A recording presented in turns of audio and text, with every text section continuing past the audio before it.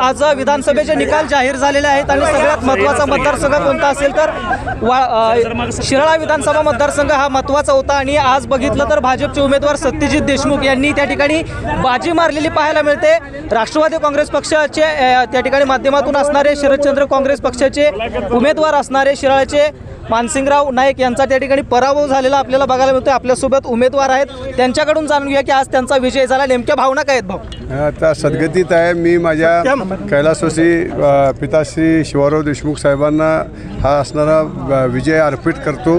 त्याचबरोबर त्यांची असणारी अनामिक ताकद, कैलासवासी नानासाहेब महाडके साहेबांची अनामिक ताकद, या ताकदीच्या जोरावरती आम्ही हा विजय हस्तगत करू शकलो, हे मला विनम्रपणाने आज इथं मान्य करायचं आहे। आणि त्याचबरोबर इथं असणारे जे असंख्य कार्यकर्ते की ज्या कार्यकर्त्यांनी 27 वर्ष हे स्वप्न बघितलं होतं, उराशी बाळगलं होतं की एक ना एक दिवस ह्या विधानसभेमध्ये सत्यजित देशमुखांच्या रूपानं देशमुख साहेबांचा एक वारसा जो आहे तो पुढे जावा, यासाठी ज्यांनी अक्षरशः देव पाण्यात बुडवून ठेवले होते, सातत्यानं जे त्यासाठी श्रम करायचे, त्या सर्व सहकाऱ्यांचं या निमित्तानं मी हा विजय त्यांना अर्पण करतो। जे सर्व माझे असणारे कार्यकर्ते जे हा संघर्ष करता करता दुर्दैवानं ज्यांना देवाज्ञा झालेली आहे, त्या सर्व असणाऱ्या सहकारी कार्यकर्त्यांच्या कुटुंबियांनासुद्धा मी हा विजय अर्पण करतो। आणि विनम्रपणानं तुम्हाला सांगतो की आता आपल्याला या निवडणुकीच्या माध्यमातून एक अत्यंत मोठा घसघसीत अशा पद्धतीचा जनादेश समाजाने दिलेला आहे। आता आपण कामाला लागायचे। इथनं पुढं असणारे समाजाचे जे असंख्य प्रश्न आहेत, तरुणांचे जे प्रश्न आहेत, बेरोजगारांचे प्रश्न आहेत, महिलांचे प्रश्न आहेत, आमच्या शेतकऱ्यांचे जे सगळे प्रश्न आहेत, ते सगळे आम्ही ऐरणीवर घेणार आहोत। आणि योगायोगानं युती शासनाला सुद्धा, महायुती सरकारला सुद्धा घवघवीत अशा पद्धतीचं यश महाराष्ट्रामध्ये आम्ही आलेलं आहे। 2/3 बहुमत, मला वाटतं एवढं बहुमत म्हणजे इतिहासामध्ये पहिल्यांदाच एवढं बहुमत नोंद झालेलं आहे। आणि त्यामुळं या असणाऱ्या चांगल्या योगायोगामध्ये शिराळा विधानसभा मतदारसंघाचा जेवढा करता येईल तेवढा आपण फायदा ह्या असणाऱ्या आपल्या आमदारकीच्या माध्यमातून आम्ही करणार आहोत। भाऊ, वाळवा मतदारसंघातले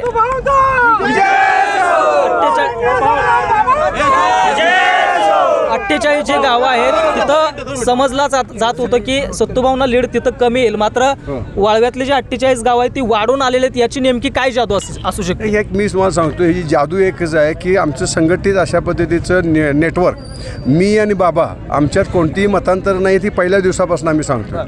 सदाभाऊ खोत साहेबांची असणारी संघटना रयत क्रांती, त्यांची आणि आमची कुठलीही मतांतर नव्हती। त्याचबरोबर आमच्या असणारे जनसुराज्य शक्तीचे विनय कोरे साहेब, त्यांची आणि आमचे अत्यंत घरोब्याचे म्हणजे तात्यासाहेब कोरे साहेब असल्यापासून देशमुख साहेबांचे आणि त्यांचे आमचे घरोब्याचे संबंध, नानासाहेबांचे आणि त्याचबरोबर कैलासवासी विलासराव शिंदे साहेबांचा एक अत्यंत चांगला कणखर गट आहे या विधानसभा मतदारसंघामध्ये। हे सगळे जे असणारे जे समविचारी लोक आहेत, त्यांची पुढची पिढी आणि Republican party of India, Athawale गट असेल, ही सगळी मंडळी, ह्या सगळ्या मंडळींची असणारी टीम जी आहे ती एवढी जोरकसपणे कामाला लागली। आणि ह्या निवडणुकीमध्ये मी तुम्हाला सांगू का, सहकाराच्या माध्यमातून जी माणसं हडेलप्पी करतात, जी माणसं दबाव करतायत, दमनशाही करतायत, कारखानदारीच्या मार्फत 3100 रुपये दर द्यायचा आणि तुम्ही वेठबिगारासारखं जर सभासदांना जर मतदानाच्या माध्यमातून फक्त मतदान करा म्हणून त्यांना जर तिथं दडवायचं असेल तर त्या माध्यमातून बघा ना, हा सगळा ऊस पट्टा जो आहे अगदी कासेगावपासून ते सगळा जो परिसरामध्ये एकतर्फी लोकांनी मॅन्डेट देऊन टाकलेला आहे। एक राऊंड सोडला पहिला, तर त्या राऊंडनंतर कुठल्याही राऊंडमध्ये नंतर आमचे जे प्रतिस्पर्धी उमेदवार होते, जे स्वतः साखर कारखानदार आहेत, त्यांना लोकांनी झिडकारलेला आहे। त्यांनी आत्मपरीक्षण करायला पाहिजे।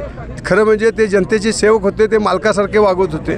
ते जर खऱ्या अर्थानं सेवकासारखे वागले असते आणि जनतेशी समरसून राहिले असते आणि कारखानदारीच्या माध्यमातून योग्य पद्धतीनं 3400-3500 रुपये भाव देण्याचा प्रयत्न केला असता, तर ह्या निमित्तानं लोकांच्यात सहानुभूतीच उरली नाही त्यांच्या बाबतीत। सत्तूभाऊंच्या मागे त्या ठिकाणी लहान भावासारखे किंवा सावलीसारखे उभे असणारे सम्राटभाऊ महाडिक आपल्यासोबत आहेत। बाबा, काय वाटतं, याच्या भावना काय आहेत आपल्या?